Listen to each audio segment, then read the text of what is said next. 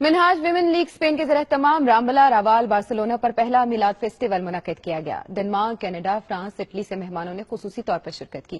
Festival میں بچوں نے ملی نغموں پر پرفارمنس کی، جبکہ مراکشی فنکاروں نے بھی اپنے فن کا جادو جگایا۔ رپورٹ کر رہے ہیں قمر فاروق۔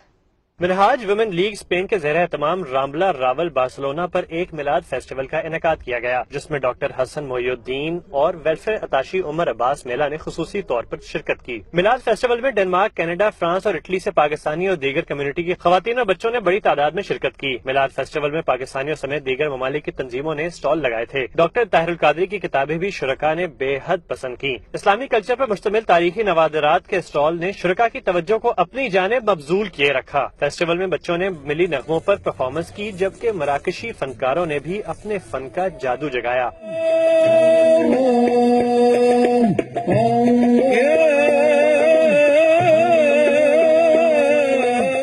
ویلفیئر اتاشی عمر عباس میلا نے اپنے خطاب میں کہا کہ میلاد فیسٹیول سے مقامی لوگوں کو پاکستانی ثقافت سے روشنائی کرانے میں مدد ملے گی۔ بہت سارے اسٹالز ایسے ہیں جس سے نہ صرف ہمارے دین کی تعلیم اور اس حوالے سے تربیت ہوتی ہے، بلکہ اس کے علاوہ بھی بچوں کے لیے، بڑوں کے لیے کیلیگرافی اور ہینا اور کپڑوں کے اور کھانے کی نمائش بھی ہے۔ میلاد فیسٹیول سے ڈاکٹر حسن محی الدین، محترمہ صغری انصر اور دیبا اصغر سمیت مقامی کمیونٹی کے افراد نے بھی خطاب کیا۔ دنیا نیوز سے گفتگو کرتے ہوئے ڈاکٹر حسن محی الدین کا کہنا تھا کہ اسلام ظلم کی نہیں بلکہ تمام انسانیت کے لیے امن کی بات کرتا ہے۔ ملٹی کلچرلزم کے اندر ایک امن کا پیغام ہے، ایک محبت کا پیغام ہے، جس میں سوسائٹی مل کے رہیں، ایک دوسرے کو سمجھیں، انڈرسٹینڈ کریں۔